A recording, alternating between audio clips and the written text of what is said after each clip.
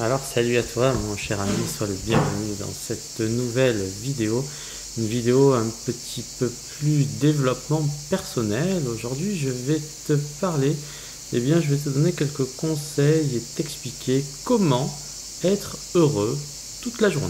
C'est quelque chose vraiment, tu sais, l'homme cherche avant tout son bien-être, cherche avant tout un moyen de pouvoir rester heureux. C'est une chose qui est assez compliquée à mettre en place.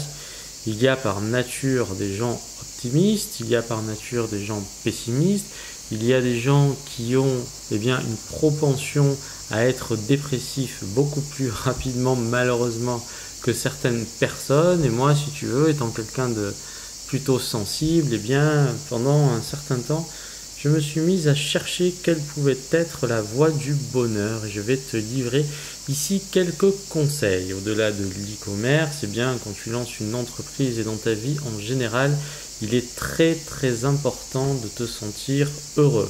La vie n'est pas facile, je trouve que l'être humain se complique énormément les choses. On vit dans un monde qui est régi par l'argent et par les lois.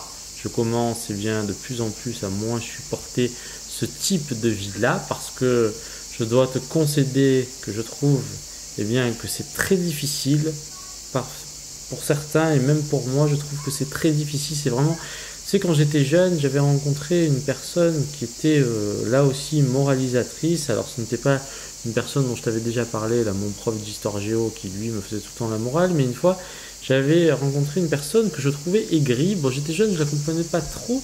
Mais en fait, je comprenais pas pourquoi elle s'excitait tout le temps. Elle disait, vous savez, les jeunes, la vie c'est un combat. Et en fait, j'avais pas du tout compris le sens de ces mots étant jeune. Et encore une fois, j'ai envie de vous dire, essayez de tirer les enseignements d'une personne un peu plus âgée que vous. Je ne suis pas le papy du web, mais je pense maintenant avoir un petit recul qui me permet d'un peu mieux vous conseiller, comme si vous étiez mes enfants dans ma classe ou des amis ou cher auditeur, je vous donne vraiment ici des conseils les plus justes et les plus vrais, ce que je ressens intimement. Et donc cette personne nous disait que la vie était un combat et je n'avais pas du tout saisi le sens des mots. Pourquoi? Parce que quand on est jeune, on ne ressent pas exactement les mêmes choses que lorsqu'on a un peu plus de bouteilles.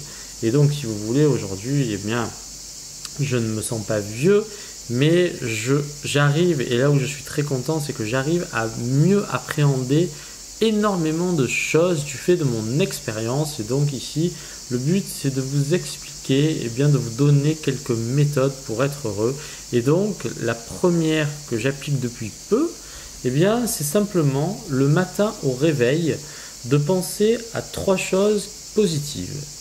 Et donc, dans une journée, vous savez, avant de démarrer la journée, il y a des études qui ont montré que si vous démarrez la journée avec des pensées négatives, vous allez avoir une journée un petit peu pourrie. Et donc moi, au réveil, la première chose que je fais, en ayant conscience, déjà que je suis en vie, je m'en réjouis. Ça, c'est vraiment une très bonne nouvelle. Ne vous y méprenez pas, il ne faut pas rentrer dans la psychose, mais le fait d'être en vie, animé, et j'espère pour vous, comme pour moi, en bonne santé, ça devrait déjà suffire à vous rendre heureux.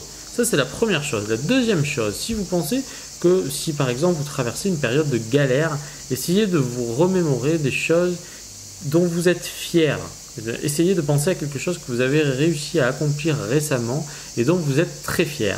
Et ensuite, vous venez rajouter une troisième chose qui va un petit peu combler le bénéfice d'une journée réussie. Ça, c'est la première chose. La deuxième chose, avant de vous coucher, là aussi, point de pensée négative. Évitez de lire votre smartphone. Il faut savoir que la lumière bleue est quelque chose qui perturbe le sommeil. Bon, moi, globalement, je mets le filtre nuit, donc vous pouvez en faire de même. Ou alors, je lis, je regarde pas trop la télé, je n'aime pas trop ça en fait.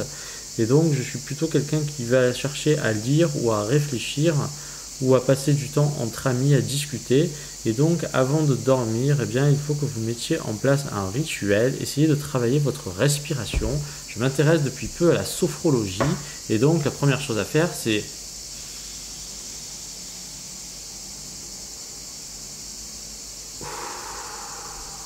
vous faites ça entre 8 et 10 fois, vous inspirez, vous bloquez vous relâchez. On inspire par le nez, on bloque la respiration, on relâche par la bouche lentement et je vous assure que ça va vous aider à trouver votre sommeil. Là aussi, point de pensée négative. Si vous avez eu une journée pourrie, pensez vraiment que demain sera meilleur qu'aujourd'hui. Ne commencez pas à penser à vos problèmes juste avant de dormir. Si vous avez votre activité qui fonctionne, ne consultez pas vos mails avant d'aller vous coucher, ça risque de vous perturber.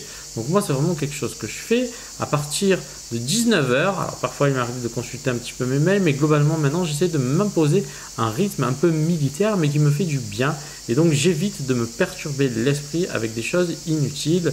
Il y a des personnes, là aussi, il y a une étude qui a été faite qui disait que les personnes qui consultent énormément leurs mails sont des personnes dépressives.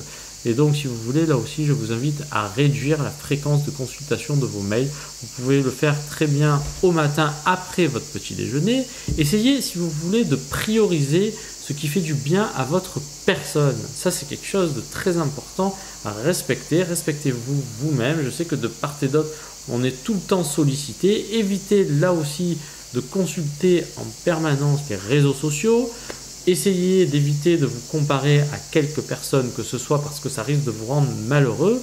À l'époque, d'une diffusion dense, assez, comment puis-je dire, une diffusion assez dense et une diffusion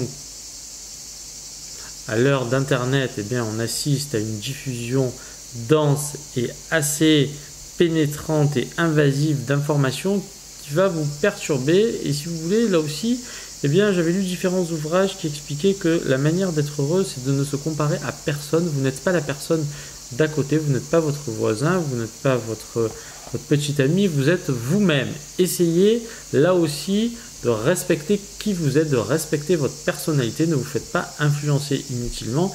Apprenez plutôt à vous connaître, faites un travail sur vous-même et vous verrez que les choses se passeront beaucoup mieux.